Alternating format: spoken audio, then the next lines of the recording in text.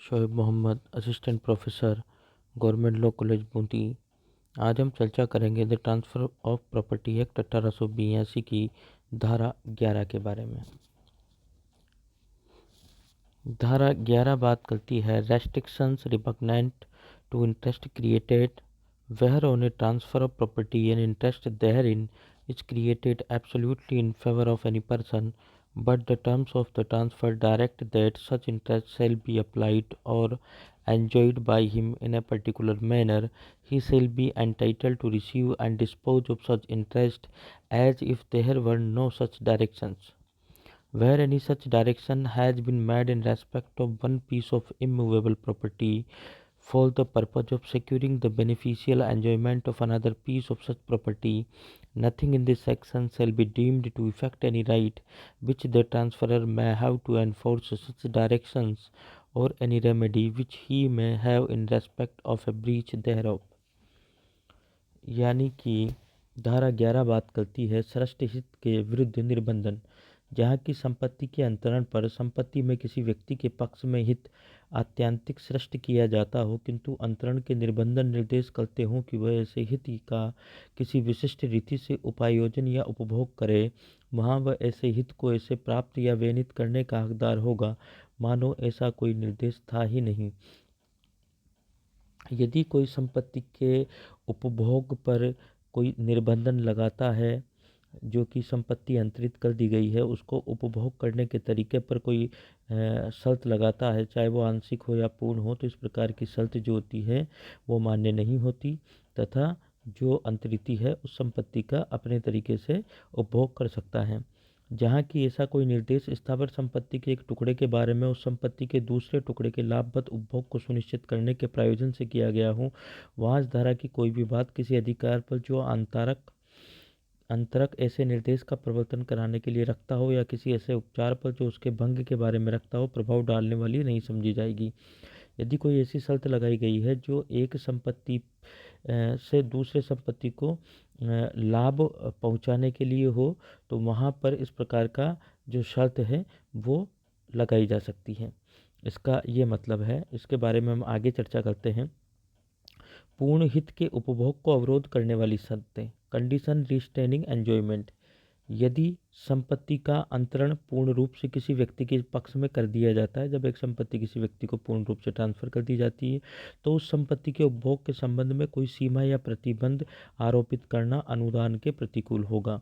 तो हम उस सामने वाले व्यक्ति के जो हमने संपत्ति ट्रांसफ़र की है तो उसको उपभोग करने के संबंध में कि आप इस संपत्ति का किस प्रकार से उपयोग करोगे, कोई सीमा या प्रतिबंध लगाना यहाँ पर जो है वो अनुकूल नहीं होगा। ऐसी स्थिति में अंतरित संपत्ति में उपभोग पर लगाया गया जो प्रतिबंध होगा वह शून्य होगा तथा अंतरण वैध माना जाएगा। यदि एक व्यक्ति अपनी संपत्ति को किसी दूसरे व्यक्ति को ट्रांसफ़र कर देता है और उस संपत्ति को उपभोग करने पर किसी भी प्रकार का कोई प्रतिबंध लगाता है, तो वो प्रतिबंध जो होगा वो शून्य होगा तथा अंतरण वैध माना जाएगा। अर्थात अंतरिती संपत्ति का उपभोग इस प्रकार से कर सकेगा कि मानो कोई शर्त अंतरंग द्वारा लगाई गई न हो। धारा 11 में अंतर्विष्ट उक्त सिद्धांत लोक नीति पर आधारित है, क्योंकि जब कोई एक संपत्ति पूर्ण रूप से अंतरित कर दी जाती है तो वो उसके सभी विधि लगाओं के साथ अंतरित हुई मानी जाती है। ऐसी कोई शर्त जो अंतरिती को उस संपत्ति के उपभोग करने से रोकती हो अथवा उस पर अन्य प्रतिबंध आरोपित हो, चाहे वे प्रतिबंध उपभोग को आंशिक या पूर्ण रूप से अवरोधित करते हो, शून्य माने जाएंगे। यानी कि जब एक व्यक्ति ने अपनी संपत्ति किसी अन्य व्यक्ति को ट्रांसफ़र कर दी, तो वो उस सामने वाला व्यक्ति जो अंतरिती है वो उस संपत्ति का किस प्रकार से उपभोग करेगा ये उसका निर्णय स्वयं का होगा। क्योंकि यहाँ पर जब संपत्ति ट्रांसफ़र की जाती है तो जो अंतरक के जो सारे अधिकार होते हैं वो अंतरिती को ट्रांसफ़र हो जाते हैं। तो अब अंतरिती को ये पूरा अधिकार है कि वो संपत्ति का किस प्रकार से उपयोग करें। अगर अंतरिती को जो संपत्ति ट्रांसफ़र करता है उसमें उपयोग करने से संबंधित कि आप संपत्ति का इस प्रकार से उपयोग करोगे, ऐसी अगर कोई शर्त लगा दी जाती है तो इस धारा 11 में यह कहा गया है कि वो जो शर्त होती है वो शर्त शून्य होती है और वो अंतरण प्रभावी होता है। उदाहरण के लिए, यदि अपनी संपत्ति का दान पूर्ण रूप से ब के पक्ष में कर देता है। अ ने अपनी जो संपत्ति दान में पूर्ण रूप से ब को ट्रांसफर कर दी और ये निर्देश देता है कि दान में दी गई संपत्ति में ब ही निवास करे। यहाँ अ द्वारा संपत्ति का दान पूर्ण रूप से ब के पक्ष में कर दिया गया है। अ ने जो अपनी संपत्ति हो ब को ट्रांसफर कर दी दान के रूप में और ब से बोला कि आप ही इसमें इस संपत्ति में निवास कर सकते हो।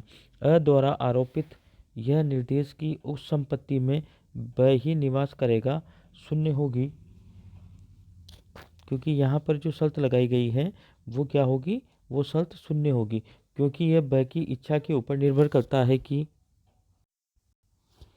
तो यहाँ पर यह ब की इच्छा के ऊपर निर्भर करता है कि संपत्ति का किस प्रकार से उपयोग करें। अतः यहाँ ब के पक्ष में किया गया दान तो वैध होगा तथा इस प्रकार की जो शर्त लगाई गई है कि आप इसका उपयोग खुद के निवास स्थान के रूप में करेंगे तो वह शर्त शून्य होगी। धारा 11 में अंतर्विष्ट पूर्ण हित के उपभोग को अवरोधित करने के सिद्धांत में आवश्यक तत्व, यानी कि धारा 11 में जो अंतर्विष्ट पूर्ण हित के उपभोग को अवरोधित करने के सिद्धांत में क्या आवश्यक तत्व है उनके बारे में हम चर्चा करेंगे। यानी पहली महत्वपूर्ण चीज़ है कि संपत्ति के हित का पूर्ण अंतरण होना चाहिए, यानी अंतरक जो है वो अपनी संपत्ति को अंतरिति को पूर्ण रूप से उसने ट्रांसफर कर दी हो। धारा 11 के प्रावधान लागू नहीं होते हैं जब तक कि अंतरण द्वारा अंतरिति के पक्ष में पूर्ण हित का सृजन न किया गया हो, अर्थात अंतरक द्वारा अंतरिति को संपत्ति का अंतरण पूर्ण रूप से कर दिया गया हो। इस प्रकार का अंतरण दान अथवा बिक्री के मामले में संभव हो पाता है। यानी दान और बिक्री के मामले में जो संपत्ति होती है वो अंतरक से यानी ट्रांसफरर से कहाँ चली जाती है, ट्रांसफरी को। और इस प्रकार की संपत्ति का जो अंतरण होना चाहिए वो पूर्ण होना चाहिए। यानी जो अधिकार अंतरक के थे वो अंतरक ने सारे अधिकार किसको ट्रांसफर कर दिए, अंतरिति को। तो इस प्रकार से कहाँ होता है, दान में होता है या जो बिक्री के मामले होते हैं, सेल के मामले होते हैं, वहाँ पे होता है। पट्टा बंधक आदि संव्यवहारों में पूर्ण हित का अंतरण नहीं हो पाता है। संपत्ति में पूर्ण हित का अंतरण से अभिप्राय ये है कि संपत्ति के संदर्भ में जो कुछ अवशिष्ट हित अंतरक के पास थे, यानी अंतरक के पास जो जो अधिकार बचे हुए थे उस संपत्ति से संबंधित, वह सब अंतरिति को अंतरित कर दिए गए हैं, अर्थात वही अधिकार अंतरण के बाद अंतरिति में निहित हो गए। यानी जो अधिकार अंतरक के थे उसने वो संपत्ति ट्रांसफर की, चाहे दान के रूप में की या विक्रय के रूप में गई, तो वो सारे अधिकार किसके पास चले गए, अंतरिति के पास में। लेकिन यह महत्वपूर्ण है कि जो पट्टा के संबंध जो है बंधक के संबंध में वहाँ पे सीमित अधिकार ही ट्रांसफ़र होते हैं, पूर्ण अधिकार ट्रांसफ़र नहीं होते, तो यह वहाँ पर लागू नहीं होता। यानी ये कहाँ लागू होता है, ये संपत्ति जब दान की जाती है और जब विक्रय किया जाता है वहाँ पर लागू होंगे। जबकि सशर्त अंतरण में अंतरक कुछ अधिकार अपने में निहित रख लेता है, अर्थात अंतरिति को कुछ सीमा के अधीन ही संपत्ति का अंतरण किया जाता है, अर्थात जो सीमा या प्रतिबंध आरोपित किए गए हैं वे अंतरण का एक अंग है। इसलिए सशर्त अंतरण में लगाई गई शर्त मान्य होती है। सशर्त अंतरण में अगर कोई शर्त लगाई जाती है तो वहाँ पर जो ट्रांसफ़र किया जाता है वो शर्तों के अधीन किया जाता है, सशर्त किया जाता है, इसलिए वहाँ पर लगाई गई शर्त मान्य होती है। अन्यथा धारा 11 में कहा गया है कि यदि संपत्ति का अंतरण कर दिया गया है पूर्ण रूप से तो अगर तो सामने वाले कोई उस संपत्ति का उपभोग किस प्रकार से करे किस प्रकार से नहीं करें, तो उस प्रकार से उस पर रोक नहीं लगाई जा सकती, न तो आंशिक रूप से न पूर्ण रूप से। जो सामने वाला अंतरिति होता है उस संपत्ति का किसी भी प्रकार से उपभोग कर सकता है। धारा 11 के प्रयोग के लिए आवश्यक है अंतरण सशर्त न होकर पूर्ण हो। अंतरण जो हो वो शर्तों के अधीन नहीं हो जबकि पूर्ण अंतरण हो। अ बी के पक्ष में कुछ संपत्ति का पूर्ण दान करता है। अ ने अपनी जो संपत्ति थी बी को पूर्ण रूप से दान कर दी तथा यह निर्देश देता है कि उक्त संपत्ति में केवल बी ही रह सकेगा। यहाँ दान पूर्ण है, दान तो पूर्ण हो गया इसलिए अंतरण तो माना जाता है तथा आरोपित जो निर्देश है वो शून्य हो जाएगा यहाँ पे, क्योंकि वो यहाँ पर उपभोग के अधिकार को सीमित कर रहा है या उपभोग के अधिकार में शर्त लगा रहा है। यदि किसी भूमि का अनुदान उसकी उपभोग अथवा काश्त करने के लिए किया गया हो या जीवन प्रयत्न के लिए किया गया हो तो ऐसे अंतरण उक्त सीमा सहित मान्य होगा। यदि किसी भूमि का अनुदान उसके उपभोग अथवा काश्त करने के लिए किया गया हो, क्या आप इसका काश्तकारी करोगे या इसका या जीवन प्रयत्न के लिए किया गया हो तो उसका अंतरण उक्त सीमा सहित मान्य है, क्योंकि अंतरण पूर्ण हित के अंतरण नहीं है अपितु सशर्त अंतरण है। यदि किसी व्यक्ति को किसी संपत्ति का जो अंतरण किया जाता है वो खाली उसके जीवन काल के लिए किया जाता है और उसमें कहा जाता है कि आप इस भूमि का उपयोग काश्तकारी के लिए करोगे, तो यहाँ पर ये शर्त मान्य होती है, क्योंकि यहाँ पर पूर्ण हित का अंतरण नहीं किया गया है, खाली जीवन प्रयत्न हित का अंतरण किया गया है। अपने जीवन तक वहाँ पर जहाँ तक उसका जीवन है उस व्यक्ति का, वहाँ तक उसको उपभोग के लिए दिया गया है। तो यहाँ पर ये पूर्ण अंतरण नहीं है। इसलिए अगर यहाँ पर कोई शर्त आरोपित की गई है काश्तकारी करने के लिए या खुद के उपभोग करने के लिए, तो वहाँ पर इस प्रकार का जो सशर्त अंतरण है वो मान्य होगा और शर्त भी मान्य होगी। अपनी भूमि की बिक्री द्वारा ब के पक्ष में पूर्ण हित का अंतरण कर देता है तथा विक्रय पत्र में यह निर्देश दिया होता है कि ब उक्त भूमि में उगे हुए वृक्षों को नहीं काटेगा, तो यह निर्देश शून्य है अथवा तथा अंतरण वैध है। ए ने अपनी जो भूमि थी वो बी को पूर्ण रूप से अंतरित कर दी, ट्रांसफर कर दी, बिक्री के द्वारा बेच दी, सेल आउट कर दिया और उसको ये शर्त लगा दी कि आप इस जो भूमि के अंदर जो पेड़ लगे हुए हैं उनको नहीं काटोगे। तो यहाँ पर क्या होगा, जहाँ पर कि पूर्ण रूप से संपत्ति को ट्रांसफ़र कर दिया गया है, तो अब ये अंतरीति के ऊपर है कि वो पेड़ काटे या नहीं काटे। तो अगर वो पेड़ नहीं काटने की कोई शर्त अंतरक के द्वारा लगाई गई है तो ऐसी शर्त शून्य होगी तथा इस प्रकार का अंतरण वैध होगा। अपनी भूमि में बी के भरण पोषण के लिए उसका जीवन प्रयत्न हित सर्जित करता है। प्रपत्र में ये निर्देश होता है कि बी उक्त भूमि से वृक्ष नहीं काटेगा। यहाँ अंतरण पूर्ण हित का न होकर सशर्त है, अतः आरोपित शर्त मान्य होगी। ए ने अपनी भूमि बी को उसके भरण पोषण के लिए उसके जीवन काल के लिए अंतरित की है। तो यहाँ पर ये अंतरण है वो पूर्ण नहीं है, खाली उसके जीवन काल के लिए है। और यदि उसमें ये शर्त लगा देता है कि इस भूमि पे आप वृक्ष नहीं काटोगे, तो यहाँ पर अंतरण पूर्ण हित का न होकर सशर्त है। अतः यहाँ पर जो पेड़ नहीं काटने की शर्त है वो मान्य है, क्योंकि यहाँ पर पूर्ण हित का ट्रांसफर नहीं हुआ है। जबकि इससे पहले वाले उदाहरण में हमने देखा था कि वहाँ पर जब जो बिक्री की गई थी, सेल की गई थी द्वारा अपनी भूमि की बी को, तो वहाँ पर जो पूर्ण अंतरण था और वहाँ पर जो पेड़ नहीं काटने की शर्त थी वो शून्य थी। जबकि दूसरे उदाहरण में जो जीवन प्रयत्न के लिए किसी व्यक्ति के भरण पोषण के लिए दी गई है अगर भूमि, तो अगर वहाँ पर पेड़ नहीं काटने की शर्त लगाई गई है, तो चूंकि यहाँ पर जो अंतरण है वो पूर्ण नहीं है, अतः ये जो शर्त है पेड़ नहीं काटने की वो मान्य होगी। उपभोग पर प्रतिबंध। धारा 11 में निहित सिद्धांत का प्रयोग उसी अवस्था में होता है जहां पूर्ण हित के अंतरण के उपरांत भी अंतरिति पर अंतरित संपत्ति के उपभोग पर प्रतिबंध लगाया गया हो। यानी धारा 11 कहाँ पर लागू होती है, जब संपत्ति का पूर्ण रूप से ट्रांसफर अंतरक से अंतरिति को कर दिया गया है और शर्त लगाई गई है उसको उपभोग पर प्रतिबंध करने की, चाहे वो आंशिक हो या पूर्ण हो, तब धारा 11 वहाँ पर लागू होती है। और धारा 11 बोलती है कि इस प्रकार की शर्त जो होती है शून्य होती है और इस प्रकार का जो ट्रांसफ़र किया जाता है वो मान्य होता है। यानी कि धारा 11 में निहित सिद्धांत का प्रयोग उसी अवस्था में होता है जहां पूर्ण हित के अंतरण के उपरांत भी अंतरिति पर अंतरित संपत्ति के उपभोग पर प्रतिबंध लगाया गया है अथवा संपत्ति को किस प्रकार से उपयोग करें अथवा न करें के संबंध में निर्देश दिए गए हों। संपत्ति के अंतरण के उपरांत उसके उपभोग करने का ढंग अंतरिति पर निर्भर करेगा कि वो किस प्रकार से उसका उपयोग करे। यदि अंतरिति के इस उपभोग संबंधी अधिकार को अंतरक द्वारा सीमित कर दिया जावे अथवा उपभोग के ढंग के बारे में कोई शर्त लगा दी जावे तो यह शर्त अमान्य अथवा शून्य होगी। यदि उपभोग के बारे में कोई शर्त लगा दी जाती है और ट्रांसफ़र पूर्ण होता है कि आप इस प्रकार से इसका उपयोग करोगे या उस प्रकार से इसका उपयोग नहीं कर सकते, तो ऐसी शर्त जो होगी वो शून्य होगी और अंतरण वैध होगा।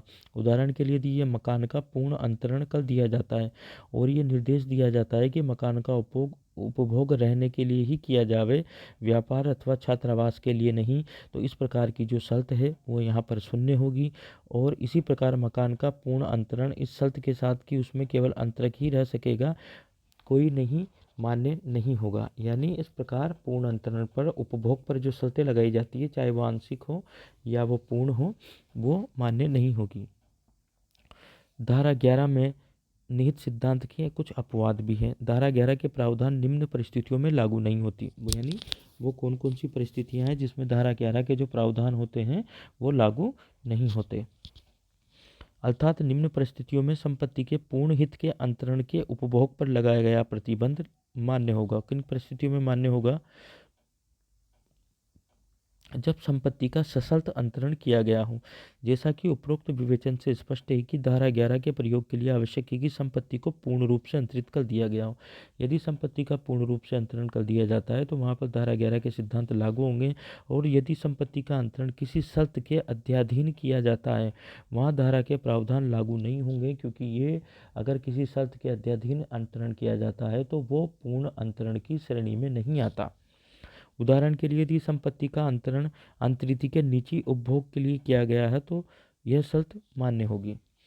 किसी विधि अथवा अधिनियम के प्रावधानों द्वारा लगाए गए प्रतिबंध। यदि किसी विधि अथवा अधिनियम के प्रावधानों के तहत किसी संपत्ति के उपभोग के संबंध में कोई शर्त आरोपित की जाती है तो वो मान्य होगी।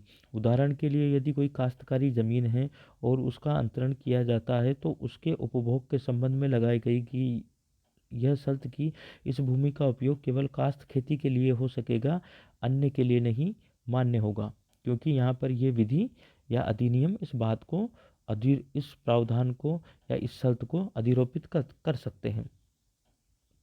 तो यहाँ पर अगर किसी विधि अथवा अधिनियम के प्रावधानों द्वारा लगाए गए प्रतिबंध जो होते हैं वो मान्य होते हैं। संपत्ति अंतरण अधिनियम की धारा 17 के अनुसार संपत्ति की आय को संचयित करने संबंधी प्रतिबंध। अधिनियम की धारा 17 में निहित प्रावधान उक्त धारा 11 में अंतर्विष्ट सिद्धांत का अपवाद है। यानी धारा 17 के अनुसार अंतरिति द्वारा अंतरित संपत्ति की आय का संचलन एकत्रित करना अंतरक के जीवन काल अथवा अंतरण के दिन से 18 साल जो भी अधिक हो तक की अवधि के लिए मान्य होगा। यानी जब संपत्ति का ट्रांसफ़र किया जाता है तो ये कहा जाता है कि जो अंतरित संपत्ति की आय का संचयन एकत्रित करना अंतरक, यदि कहा जाता है कि जो इस संपत्ति से जो आय होगी उसका संचयन किया जाएगा जब तक कि जो अंतरक जो है वो जीवित है, या अंतरण से दिन से 18 साल तक इस संपत्ति का जो है वो संचयन किया जाएगा। तो इन दोनों में से जो भी ज़्यादा हो उस अवधि के लिए तो ये वाली शर्त यहाँ पर मान्य होगी। यानी अंतरक का जीवन काल जब तक अंतरक जीवित है, या अंतरक की अगर जल्दी मृत्यु भी हो जाती है तो 18 साल तक की अवधि तक, दोनों में से जो भी अधिक हो तो उस अवधि तक जो संपत्ति की आय का संचलन करने की यदि कोई शर्त लगाई जाती है तो वो मान्य होती है। इसमें संदेह नहीं है कि अंतरिति को आम संचयन का यह निर्देश संपत्ति के उपभोग पर एक प्रतिबंध है जो धारा 11 के प्रावधानों के अनुसार अमान्य होना चाहिए, क्योंकि यहाँ पर संपत्ति के उपभोग करने में ये रेस्ट्रिक्शन है, क्योंकि यहाँ पर आय का संचयन किया जा रहा है अंतरक के लिए, जो धारा 11 के प्रावधान अनुसार अमान्य होना चाहिए, लेकिन धारा 17 द्वारा इसको मान्यता प्रदान की गई। इसलिए मान्यता, क्योंकि धारा 11 के अनुसार ये जो प्रावधान है वो अमान्य होना चाहिए, लेकिन धारा 17 में इसको मान्यता प्रदान कर दी गई है। इसलिए इस प्रकार का संचयन का जो अंतरक की जीवन काल या अंतरण के दिन से 18 साल तक की अवधि के लिए मान्य बनाया गया है वो धारा 17 के अनुसार सही है। इसलिए इसे धारा 11 का अपवाद माना जाता है। उदाहरण के लिए अ अपनी संपत्ति को बी के लिए 1 जनवरी 1960 को अंतरित करता है। यानी अ ने जो अपनी संपत्ति है वो बी को 1 जनवरी 1960 को ट्रांसफ़र कर दी, तथा साथ ही यह निर्देश देता है कि ब इस संपत्ति की आय सन दिसंबर 1988 तक संचयित करता रहेगा। यानी ये उसने समय बता दिया। यदि अ की मृत्यु 1985 में होती है, यदि अ की मृत्यु 1985 में होती है तो उक्त संचयित करने का निर्देश 1985 तक ही मान्य होगा। क्योंकि 1985 तक इसलिए मान्य होगा क्योंकि अ की जीवन पर्यंत तक संचयन करा सकता था, क्योंकि उसने 1988 तक संचयन करने के लिए बोला, लेकिन उसके पहले ही उसकी डेथ हो गई, तो उसका जो 1985 में मृत्यु हो गई, तो संचयन का जो उसका निर्देश था वो 1985 तक ही मान्य रहेगा।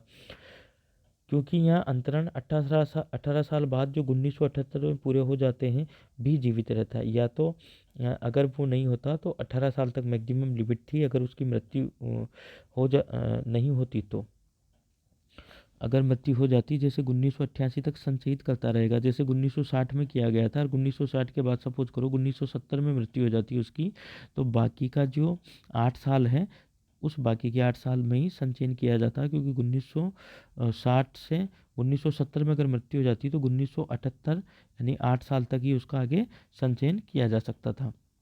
इसलिए इसके जीवन काल तक उक्त निर्देश मान्य होंगे। संपत्ति के आय का संचयन चाहे किसी सीमा तक क्यों न हो, संपत्ति के उपभोग पर प्रतिबंध है। संपत्ति के आय का जो संचलन करने का जो है जो ये शर्त लगाई गई है, इस संपत्ति के उपभोग के अंदर क्या है, एक तरीके से प्रतिबंध है, लेकिन धारा 17 इस शर्त को मान्यता देती है।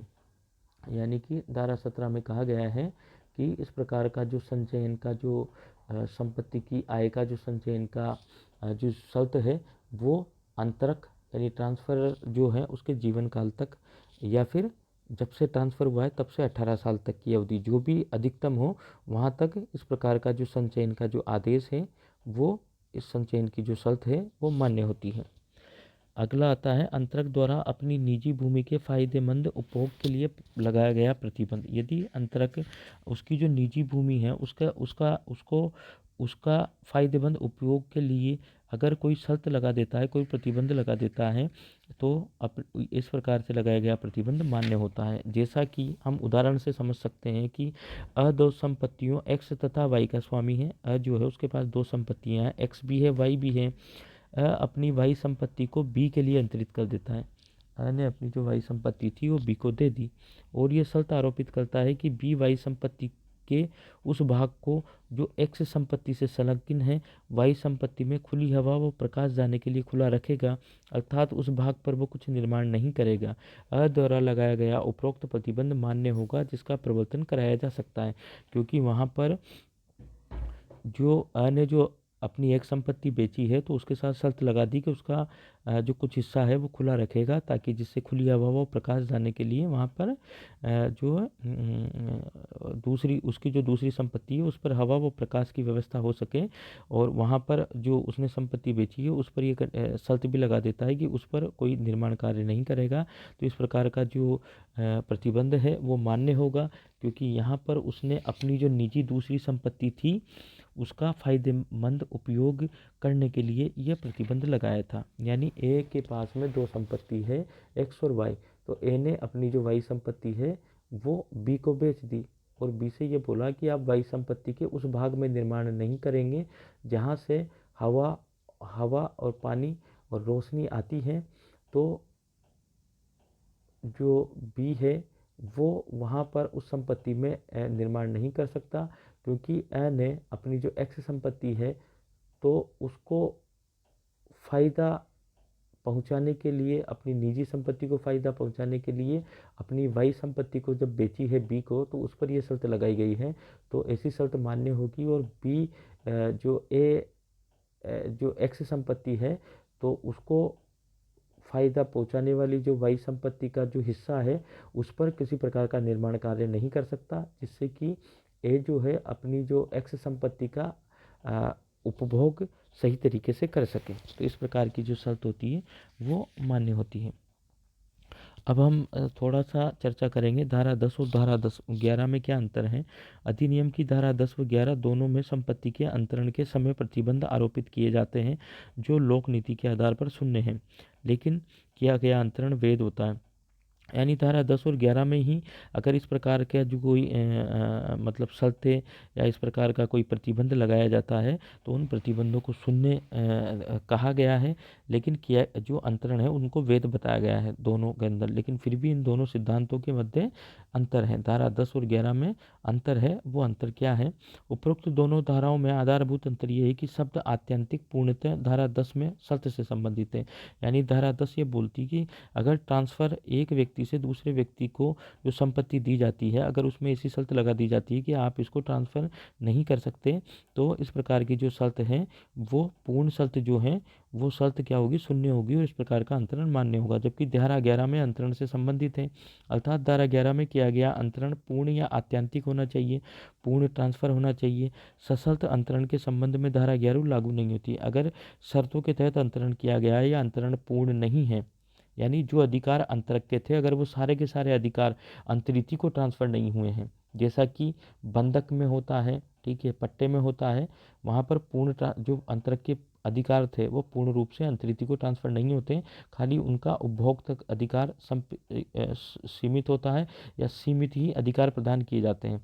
लेकिन जैसे कि पट्टा और विक्रय होता दान और विक्रय होता है, वहाँ पर पूर्ण रूप से अधिकार जो है वो अंतरक से अंतरिति में ट्रांसफ़र हो जाते हैं और ये ट्रांसफ़र पूर्ण होता है। इस प्रकार से यहाँ पर धारा 11 के प्रावधान लागू होंगे विक्रय और दान की स्थिति में। जबकि धारा 10 में किया गया अंतरण पूर्ण अथवा सशर्त हो सकता है। धारा 11 में जो अंतरण है वो पूर्ण भी हो सकता है और सशर्त भी हो सकता है, लेकिन इस अंतरण के साथ लगाया गया प्रतिबंध या शर्त पूर्ण होना आवश्यक है। धारा 10 में कहा गया है कि जो अंतरण है वो पूर्ण भी हो सकता है या सशर्त भी हो सकता है, लेकिन यदि उसके साथ में कोई इस प्रकार का प्रतिबंध लगा दिया गया है जो पूर्ण रूप से प्रतिबंध हो उसको संपत्ति को आगे ट्रांसफ़र करने से, तो इस प्रकार का जो धारा 10 बात करती है कि इस प्रकार का जो प्रतिबंध होगा वो शून्य होगा, ट्रांसफ़र मान्य होगा। यदि आरोपित शर्त आंशिक है तो धारा 10 में प्रावधान लागू नहीं होंगे, यानी आंशिक शर्त तो मतलब अंतरण भी प्रभावी होगा और आंशिक शर्त लगा दी गई है तो वो भी प्रभावी होगी धारा 10 के अनुसार। लेकिन धारा 10 में ये कहा गया है कि यदि शर्त पूर्ण है, यानी शर्त ऐसी लगाई है जो कि पूर्ण शर्त है, यानी मतलब आगे ट्रांसफ़र पर पूर्ण रूप से रोक लगा देती है संपत्ति के, तो वहाँ पर क्या होगा, धारा 10 में ट्रांसफ़र तो मान्य होगा तथा शर्त शून्य होगी। अब धारा 11 की बात करते हैं, जबकि धारा 11 में लगाई गई शर्त पूर्ण या आंशिक हो सकती है। जबकि धारा 11 में जो लगाई गई शर्त है वो पूर्ण या आंशिक हो सकती है और इस प्रकार की दोनों शर्तें जो कि संपत्ति के ट्रांसफ़र के बाद अंतरिति को उसके उपभोग करने से रोकती है, चाहे वो शर्त पूर्ण हो या आंशिक हो। तो इस प्रकार की जो शर्त है अपवादों को छोड़ के जिनके बारे में हमने पढ़ा है, तो इस प्रकार की जो शर्त है वो शून्य होगी धारा 11 के अनुसार, चाहे वो पूर्ण शर्त हो या आंशिक शर्त हो, उपभोग को रोकने वाली, और इस प्रकार का अंतरण मान्य होगा। धारा 10 में लगाया गया अवरोध या प्रतिबंध या शर्त संपत्ति के अंतरण को पूर्ण रूप से अवरोध करने के संबंध में है। इस संपत्ति को पूर्ण रूप से जो है अवरोध पैदा कर देती है आगे ट्रांसफ़र करने में। जबकि धारा 11 में आरोपित शर्त पूर्ण हित में उपभोग को अवरोध करने के संबंध में है। धारा 10 में तो पूर्ण रूप से उसको आगे ट्रांसफ़र करने से रोकती है, जबकि धारा 11 जो उपभोग को अवरोध करने के संबंध में है। धारा 10 में अंतरण के संबंध में लगाई गई शर्त पूर्ण रूप से संपत्ति के अंतरण को अवरोधित करती है, जबकि धारा 11 में लगाई गई शर्त उपभोग को अवरोधित करती है, जो आंशिक भी हो सकती है या पूर्ण भी हो सकती है, परंतु इसमें अंतरण का पूर्ण होना आवश्यक है। धारा 11 में क्या होता है, अंतरण का पूर्ण रूप से होना आवश्यक है। शर्त जो लगाई गई है वो आंशिक भी हो सकती है, वो पूर्ण भी हो सकती है। तो इस प्रकार की जो धारा 11 में लगाई गई शर्त होती है वो अमान्य होती है, अंतरण जो होता है वो मान्य होता है बशर्ते कि अंतरण पूर्ण हो। जबकि धारा 10 में क्या है कि जो अंतरण है वो पूर्ण भी हो सकता है या सशर्त भी हो सकता है, लेकिन अगर शर्त जो लगाई गई है वो उसको पूर्ण रूप से अवरोधित कर देती है आगे ट्रांसफ़र करने से, तो ऐसी पूर्ण रूप से अवरोधित करने वाली शर्त शून्य होती है, वो अंतरण मान्य होता है। ये दोनों में अंतर है। धारा 10 का उद्देश्य संपत्ति के भविष्य में होने वाले अंतरण के विरुद्ध लगाई गई शर्त को शून्य करार देना है कि भविष्य में होने वाले अंतरण को रोके नहीं। अर्थात संपत्ति का अंतरण संपत्ति की विशेषता है जो संपत्ति के साथ संलग्नित है, अतः संपत्ति को उसकी अंतरणीयता से पृथक नहीं किया जा सकता। धारा 10 का सिद्धांत है कि संपत्ति अंतरण योग्य हमेशा बनी रहे। जबकि धारा 11 का उद्देश्य संपत्ति के उपभोग के संदर्भ में आरोपित प्रतिबंध को शून्य घोषित करने का है। जबकि धारा 11 बोलती है कि यदि संपत्ति का पूर्ण रूप से ट्रांसफ़र कर दिया गया है अंतरक से अंतरिति को, उसमें इस प्रकार की शर्त लगाई गई है जिससे कि अंतरिति यानी ट्रांसफरी को उस संपत्ति के उपभोग करने से पूर्ण रूप से या आंशिक रूप से रोकती है, तो इस प्रकार की शर्त जो होगी वो शून्य होगी, वो अंतरण मान्य होगा। यदि कोई व्यक्ति अपनी संपत्ति को पूर्ण रूप से अंतरित कर देता है तो वो उस संपत्ति को उपभोग के संबंध में कोई निर्देश अथवा शर्त आरोपित नहीं कर सकता। यदि इस प्रकार की शर्त आरोपित करता है तो वो लोक नीति के विरुद्ध होने के कारण धारा 11 में शून्य है तथा इस प्रकार किया गया अंतरण वैध है।